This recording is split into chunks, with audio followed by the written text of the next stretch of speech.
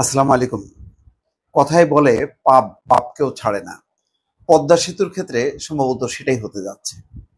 যাদেরকে অব্যাহতি দেওয়া হয়েছিল, বলা হয়েছিল যে না, তারা দুর্নীতির সাথে যুক্ত না।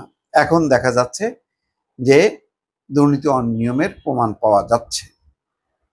বর্তমান দুদকের চেয়ারম্যান বলছেন যে সাবেক দুদকের চেয়ারম্যান বা দুদক কর্তৃপক্ষ গায়ের জোরে তাদেরকে দুর্নীতি থেকে অব্যাহতি দেওয়া হয়েছে। তার মধ্যে অন্যতম আছেন সৈয়দ আবুল হোসেন, আছেন সচিব মোশাররফ হোসেন, আরো অনেকে আছে। এখন নতুন করে সেটি মামলা করার বা সেই মামলাকে পুনর্জীবিত করার চিন্তা চলছে এবং সেটি স্বয়ং বলছেন দুদকের চেয়ারম্যান আব্দুল মোমেন। তিনি বলেন, যথেষ্ট তথ্য প্রমাণ থাকার পরও এই মামলা পরিসমাপ্তি করা হয়। গেল জানুয়ারিতে শুরু হওয়া অনুসন্ধানে ইতিমধ্যে পদ্মা সেতুর পরামর্শক নিয়োগে প্রাথমিক অনিয়ম দুর্নীতির প্রমাণও মিলেছে। মঙ্গলবার দুদকের কার্যালয়ে সাংবাদিকদের এই কথা বলেন।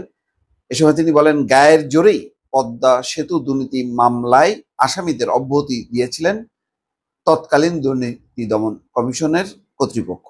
এক প্রশ্নের জবাবে দুদক চেয়ারম্যান বলেন, পদ্মা সেতুর পরামর্শক নিয়ে যে বিভ্রান্তি ছিল সেটা নিয়ে মামলা হয়। মামলার উপাদানগুলো সঠিক থাকা সত্ত্বেও শেষ পর্যন্ত আদালতে ফাইনাল রিপোর্ট ট্রু বা নিষ্পত্তি প্রতিবেদন দাখিল করা হয়। গত ডিসেম্বরে দায়িত্ব নেওয়ার পর মামলাটি আবার চালু করা হয় জানিয়ে তিনি বলেন, দায়িত্ব নেওয়ার পর আমরা এটি পুনরায় বিবেচনা করি এবং আমাদের মনে হয়েছে অনেকটা গায়ের জোরে অভিযুক্তদের মামলা থেকে দায়ী মুক্তি দেওয়া হয়েছে।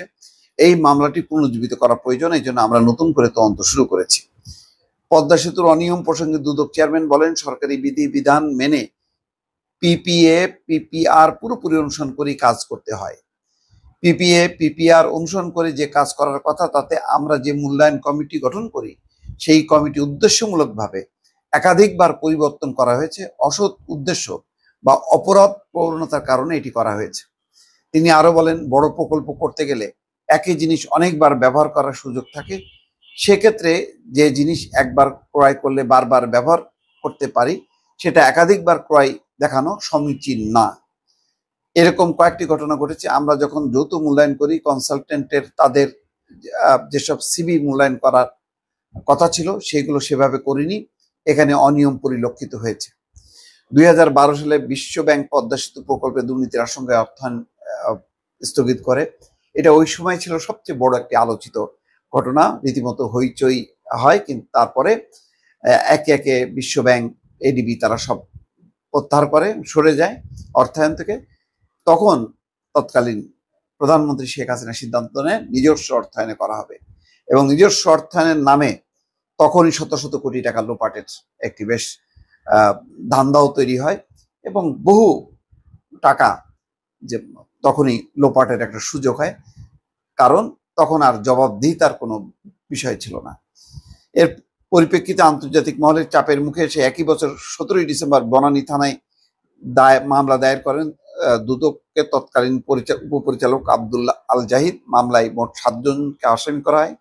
সেখানে ছিলেন তৎকালীন সচিব মোশাররফ হোসেন ভূঁইয়া, সাবেক তত্ত্বাবধায়ক প্রকৌশলী কাজী মোহাম্মদ ফেরদৌস, সাবেক সড়ক ও জনপথ বিভাগের নির্বাহী প্রকৌশলী মোহাম্মদ রিয়াজ আহমেদ জাবের, এপিসির উপব্যবস্থাপক গোলাম মোস্তফা, কানাডীয় প্রকৌশলী প্রতিষ্ঠান এসএনসি লাভালিনের ভাইস প্রেসিডেন্ট কেভিন ওয়ালেস, আন্তর্জাতিক প্রকল্প বিভাগের সাবেক ভাইস প্রেসিডেন্ট রমেশ সাহা এবং সাবেক পরিচালক মোহাম্মদ ইসমাইল। মামলার তৎকালীন আসামি ছিলেন তৎকালীন সেতু বিভাগের সচিব মোহাম্মদ মোশাররফ হোসেন ভূঁইয়া। তাকে গ্রেপ্তার করে সাময়িকভাবে চাকরিতে বরখাস্ত করা হয়, তবে পরে তিনি জামিনে মুক্তি পেয়ে পুনরায় চাকরিতে ফিরে আসেন। সেটা বিশাল এক ইতিহাস। সেই তার সম্পৃক্ততা আছে কিনা বা এই দুর্নীতির আর কারা কারা যুক্ত ছিলেন, যদি আবার নতুন করে সঠিকভাবে তদন্ত করা হয়, অনেক নাম বের হয়ে আসবে। দর্শক, ভালো থাকবেন। আল্লাহ হাফেজ।